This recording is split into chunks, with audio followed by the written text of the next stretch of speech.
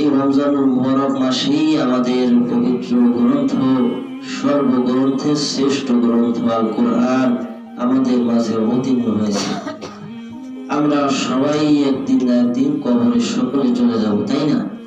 এটা অস্বীকার করার কোনো সিস্টেম নাই। তো কবরে যাওয়ার পরে কবরের দ্বিতীয় প্রশ্ন কি হবে? দ্বিতীয় প্রশ্ন জানি কেউ? কবরে মুনকার নাকির প্রথম তো বলবে মান রব্বুকা, তোমার রবকে। এবার 2 নাম্বার কি? মান দীনুকা। মাশাআল্লাহ, আমাদের জানা আছে যে তোমার দিন কি। তখন আমাদের উত্তর দিতে হবে কি? দিন ইসলাম। ইসলাম হলো আমাদের দিন। দিন মানে ধর্ম না, এটা অপব্যাখ্যা। দিন মানে হলো জন্ম থেকে মৃত্যু পর্যন্ত, একদম রান্নাঘর থেকে কবরস্থান পর্যন্ত এই পরিপূর্ণ আল্লাহর কোরআন মানে চলার মানে হলো দিন। এই রমজান আসছে, আপনারা আলোচনা অনেক শুনছেন, শাহরুর রমাদান আল্লাযী উনজিলা ফীহিল কুরআন। এই রমজান মাস, এই মাসেই কোরআন অবতীর্ণ হয়েছে।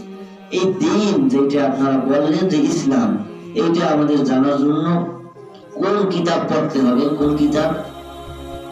কোরআন। কোরআন পড়লেই দিন সম্পর্কে জানতে পারবো। না হলে এই যে দিন আল ইসলাম, এটা যতই কাগজে লিখে নেন অথবা শিখিয়ে দেওয়া হোক, এটা উত্তর দিতে পারবো না। এটা পারার জন্য আমাদের দিন সম্পর্কে জানতে হবে এবং আমল করতে হবে। এই জন্য সবচাইতে বড় উপায় হলো কোরআন। কিন্তু দেখা যায় আমরা আসলে অজ্ঞতা বশত হোক অথবা অন্য কোনো কারণেই হোক, আমরা এই কোরআন থেকে অনেক দূরে। রমজান অনেকগুলো হয়ে গেছে, আমি জানি না আমরা কতজন আছি যারা কমপক্ষে 1-2 আয়াত হলেও অর্থ সহ বুঝে পড়ার চেষ্টা করছি। কিন্তু এই মুহূর্তে যদি আমি মারা যাই, আমাকে কিন্তু এই প্রশ্নটা করা হবে, তোমার দিন কি? তো সেই কোরআন সম্পর্কে যদি না জানি, তাহলে কিভাবে আমরা দিন আল ইসলাম বলবো?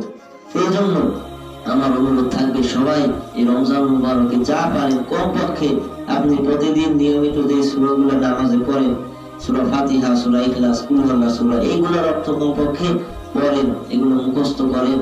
আল্লাহ রাব্বুল আলামিন সূরাতুল কমারের মধ্যে 4 বার বলেছেন, ওয়ালাকাদ ইয়াসসারনাল কুরআন লিযিকরি ফাহাল মিন মুত্তাকিন। আমি এই কোরআনকে, এই জিকিরকে আমি সহজ করছি, তোমরা কে কে আসো উপদেশ গ্রহণ করবা।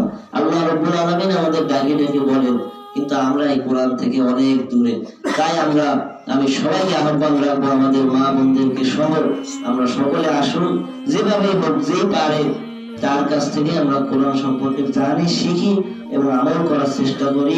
আল্লাহ রাব্বুল আলামিন কোরআনুল কারীমের আমল করে এই দ্বীন আল ইসলাম, ইসলামকে আমাদের মধ্যে ধারণ করে এরপর সকলকে আমাদের কবরে যাওয়ার তৌফিক দান করুন। সকলে বলি আমিন। আমিন।